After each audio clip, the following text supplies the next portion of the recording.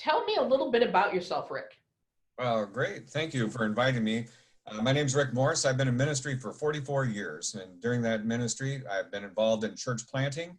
Not only was I a church planter, I was also a redevelopment pastor of congregations. During those times, I've also been engaged with the start of 14 nonprofit organizations and have seen organizations grow from the very beginning to be vital and effective means for transforming people's lives, and not only transforming people's lives, but transforming the communities around them. And I'm really excited to be involved with the Northwest Synod and this particular process.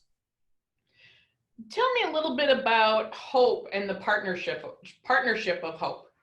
Hope Partnership is an organization that exists to enable courageous leadership within congregations in this new era of ministry that we're a part of. I'm sure that all of you are aware of the fact that doing church in our culture today is much different than it was 20 years ago, 30 years ago, and especially 50 years ago. Yet many of our churches are acting like nothing has changed, and we're continuing to do the same thing over and over again, expecting different results. And so Hope Partnership helps in developing transformational leaders within the life of congregations. We work with 8 different denominations in the United States and Canada. We've worked with over 1,300 congregations in the last 8 years. And with those 1,300 congregations, we've developed a baseline of information about how congregations work. We've developed a baseline of how leaders in congregations work and what's effective and what's not effective in terms of how a congregation can make a difference in the world and the communities in which they're a part of. One of the things that we've really noticed is that when people turn away from being a congregation that is meant to benefit us and start thinking about how can we connect our church to be a part of God's mission, that our churches will transform themselves. And it requires us to be transformational leaders rather than transactional leaders, which is much of what this whole process is about. When you say a transformational leader versus a transactional, could you just explain a little bit what that is? Sure. Most churches lead through transactional leadership, which means we do the same calendar year in and year out. We look at what is going on in our church and we try to improve what our church is for us. And so we might say we're making a big change because we're moving our worship time by 15 minutes. But in order to make that decision, we only talk to each other. We don't talk to the community. We don't think about things outside of ourselves when we start to work on developing meaningful and adaptive change for our community. So a transformational leader is always asking the question, why? Why is it we're doing what we're doing? Whereas a transactional leader is trying to live within policy and procedure. They're trying to live within the bylaws. We're trying to just do the same thing over and over again. So a transactional leader is more like a manager. They keep the same system running over and over again. But we're in an era where we need to change the systems of our congregations. And so a transformational leader is questioning those systems and how can we do that more effectively? How can we do it in a way that's more meaningful for the lives of the people that are a part of our congregation, but also a part of the communities in which we reside? You're going to bring this conversation to the Northwestern Minnesota Synod in January. I am. With the financial support and help of a grant from the ELCA, the Synod here is bringing you here. Could you tell me a little bit about that? Yes, I am really grateful for this partnership with the ELCA. We're working with 2 other synods right now. We're working with the Upstate New York Synod and the New York Metro Synod. And the 3rd synod that we're bringing on is the Northwest Minnesota Synod. And we're really excited about that because this synod has had a lot of experience in working with congregational transformation. And we think this is going to be a vital partnership. Normally, when we work with a congregation, we work with individual congregations, and that really makes it a very expensive process. Our average client congregation will spend $9,000 to $10,000 to do a very similar process to what we're offering congregations in the Northwest Synod. And so this is one opportunity that churches in your synod have to get on board and to join us in a very unique experience. And by doing so, they're going to save their congregation thousands of dollars in terms of being able to participate. And you're going to come out with some really tremendous outcomes at the end of spending several months working with us. So the first event is January 9th for leaders. Can you tell me a little bit about that event? Well, the January 9th event is primarily for leaders of the congregation to encourage you to become a part of this process.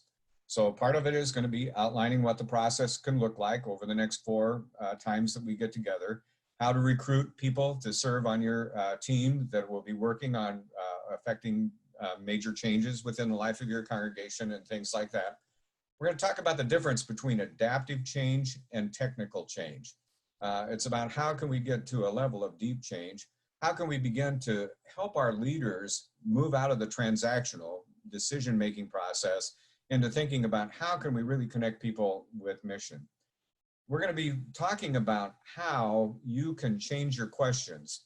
And by changing the questions that you're asking as leaders, what a phenomenal impact that will have on your congregation. And so moving away from the 2 main questions that most churches ask, which is how can we get more people to come to our church, or how can we get more money, moving people away from those transactional type of things towards thinking about how can we connect people to God's mission? How can we begin to make a difference in the lives of the people that are around us? You know, just really, how can we shape and focus our church in a complete different direction?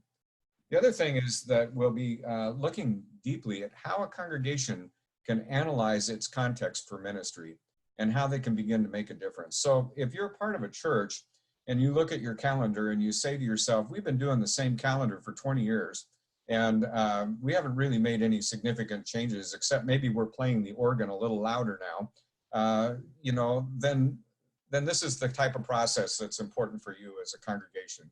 Because I've got to tell you, everywhere that we've been, we see all the time, our communities are changing, our people are changing. We need to speak a different language as the church if we are going to have vibrant and effective ministry. Is this for rural congregations, urban congregations? Yes. Who should come? This works for all kinds of congregations. Within the 1,300 congregations we've already served, we've served in every variety of contextual development.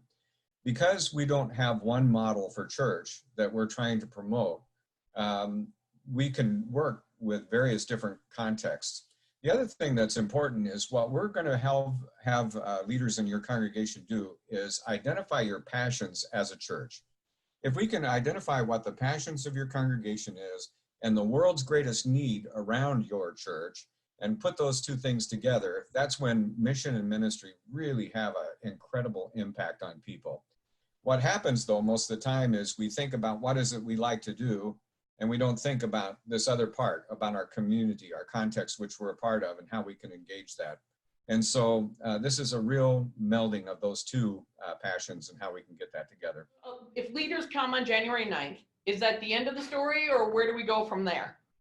Oh, that's a great question, Hope. When you come on January 9th, we're going to just encourage you to start the process and talk about how you can engage in the process and how you can organize yourself to be effective in the process. When you come together, our first gathering will be on February 15th. And in that session, we're going to be working with the group of people that you bring together at the central location. And what we're going to be focusing on is how to develop ourselves as transformational leaders. Now, I want to just say this isn't death by PowerPoint. These sessions are highly interactive. They're highly engaging. You're going to find on that particular session that you're going to have to build a shelter. There are things that you're going to be doing that are big motor type of exercises that you'll do as a group. But by the end, your people will have a clear idea about what it means to be a transformational leader. Then we give you a little homework to do. Each congregation will receive deep demographics of their community and their context. They'll take that home and they'll test to see if that's really what their community looks like and what the people are looking like. It's important for us to ask, what are the questions that people in our context are actually asking, rather than what is it we think they should know. And so you'll begin to imagine your future. You'll begin to check your context. When we come together the second session, we're going to be imagining a new future for your congregation. And that might be quite different than what you would come up yourself. As facilitators, we really help to shape with very different questions an image of what your congregation could be like in the future. So a lot of our congregations that go through this second session come out with complete different ideas than what they went in with, thinking about how they could be an impactful church. Then we ask you to put that into the shape of a future story. A future story is an unrealized future of what your church could look like 5 years into the future. And you'll go home, and that will be your homework, is to work on the development of that future story. The third session, all of our cohorts will work together and bring their future stories together and share them with each other. We'll share those future stories and get ideas from each other and understand how we can do that. And once those stories are laid out, we're going to help you learn how to identify capacities that you need to build as a congregation in order to reach that future story. It's called capacity building. Capacity building is really important because otherwise you just have an idea about the future without knowing how you're going to get there. And then we are going to challenge you at the end of the third session. By the time you get back for the fourth session, you will have implemented at least one element from your future story already, and you'll be well on your way to developing the rest of your future over the next 5 years.